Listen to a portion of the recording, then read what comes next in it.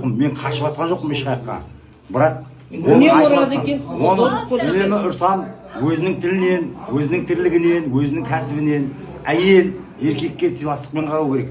Қазір заң шығарған Қазақстан, әдемі заң. Әйелдерге билік беріп қойған. Қазір қарасаң, битрезвитель қалып, масқана бәрі қамайды жүрді. Бәрінде еркектер, кілең әйелдердің кесірінен барып қамалып жатқан. Керемет заң шығарды. Мына ері мен әйелі осылайша текетіресіп, қабырғасы сынған әйел кетіп бара жатыр. Полиция біз келген соң ғана у-шу болып жыбырлап жатыр. Қазір ғана жиналыс деп сыртта күтіп отырмыз. Мына кісінің екі иығы сынған. Әйелін ұрып. Әйеліңізді жиі соғасыз ба осылай? Постоянно мені. Я постоянно соғам. Мен бәрі қазір соқпаймын деп айтсам да сіз соғат деп айтасыз ғой. Я постоянно соғам, постоянно ұрам, постоянно боқтайым, постоянно балағаттайым.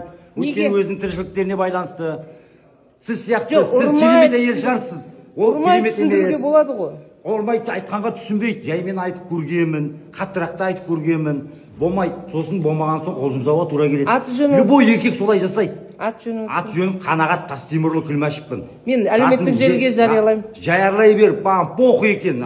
Осы Тасбөгеттің тұрғынысыз ба? Мен шығарып қойған заңға да риза емеспін, бұндай заңға. Қазақстан шығарып қойған шірк біткен заңына. Неге? Сонда сіз әйеліңізді ұра беруіңіз керек па? Жоқ, ол әйелдерді ұрып кетсін демес. Әйелдер мен еркектердің несін, құқығын дұрыс бағалай білмей тұр заң. Заңды дұрыс шығармаған. Қазір екі қабырғасы сынып тұр дейсіз. Сіздікі сонда дұрыс. Менікі дұрыс емес шығар. Бірақ үкіметтің істеп тұрған заңы дұрыс емес. Сіздіңкі дұрыс. Менікі дұрыс емес. Менікі дұрыс емес. Онда неге заңға өкпелеп тұрсыз? Мен заңға өкпелеймін. Заңға өкпелейтінім мен көп еркектердің басына осындай жағдай өтіп жатқан көріп тұрмын көзіммен. Көп еркектер қай жерге барсаң да көп еркектер қамауда отыр. Не үшін? Әйелінің кесірінен барып қамауда отыр. Енді әйелге сіз ұрып қол көтермесеңіз несі бар?